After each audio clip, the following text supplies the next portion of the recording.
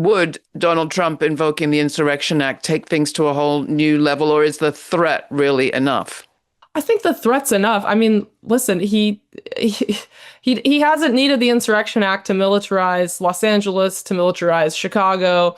I think the Insurrection Act, politically, it's perhaps more incendiary, more people kind of understand, well, that's a pretty dramatic step. But understanding that the Insurrection Act is, whether it's invoked or not, when you see a service member in fatigues with a long gun walking towards you on a civilian street on a Tuesday in Washington, D.C., I think that feels just as big of a deal and just as threatening as the invocation of the Insurrection Act. I think we have to be on guard for anything because it's clear that this is not a president that values norms. Many of the things in the past have been norms.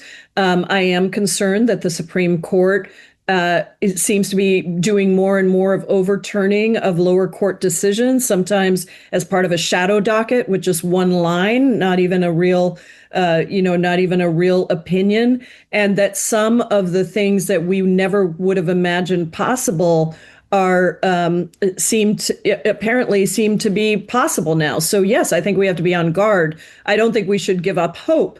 And I think these lower court decisions, the federal judges are really, for the most part, doing what they need to do. Trump appointees, Obama, George W. Bush appointees, we have appointees across the political spectrum who are actually standing up for the Constitution. I think about the ruling out of Judge Immergut in Portland. This is a Trump appointee. She prevented the National Guard from coming in from anywhere. But I think we are a country of constitutional law, not martial law. I think is exactly what she said.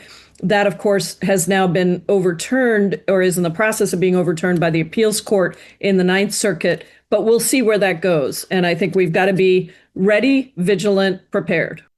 Well, I'm hearing from a lot of military families, National Guard families, that they're really concerned about their guardsmen or women being sent into a really fraught and dangerous situation where they're unnecessarily, placed between protesters potentially and an ICE facility. Why is the president of the United States trying to acclimate us to the National Guard in our cities? What greater purpose is there to test the legality of his authority to do so? And for me, the answer is quite clear. It's the 2026 and 2028 elections. And there is a very high possibility, and I say that with a lot of confidence because the president tried to do it the first time he was in office, and it's been spoken about on the right for many years through Project 2025 and other documents. But this notion of a rigged election, of election fraud, some sort of national emergency that the president then uses to deploy National Guard around the election to depress turnout, to intimidate people, particularly in swing districts or states or places where there are heavily immigrant communities where people might fear going out and voting would lead to deportation or detainment. That, I think, is the ball game, and we all need to be thinking about how we can resist, both legally, both by pushing on our members of Congress and in the streets peacefully. What difference does the civil society protest make, and what other guardrails exist there in case Trump gets the wrong idea about martial law in this country? Well, there's really three, right? There's Congress. But in order to have Congress be able to really step up, members of Congress, including of the majority party, of the president's party, have to be willing to stand up for their constituents and the Constitution and not for their own personal gain.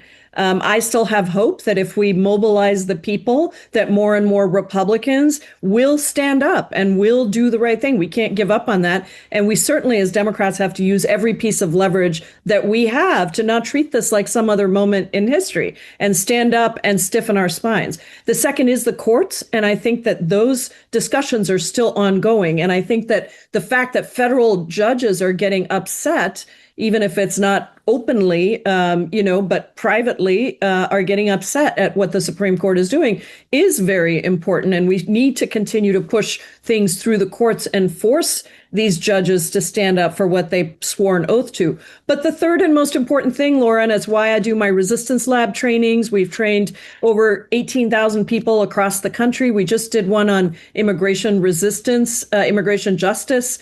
And we had over 1,000 people from 44 different states. People need to understand how they can plug in. We have a lot of Americans across the country, 7 million at minimum, who showed up in the streets for No Kings, but many, many more who are our allies for democracy, who are our allies for immigration, who are our allies for a military that is actually used for the benefit of the people, not for the benefit of a king.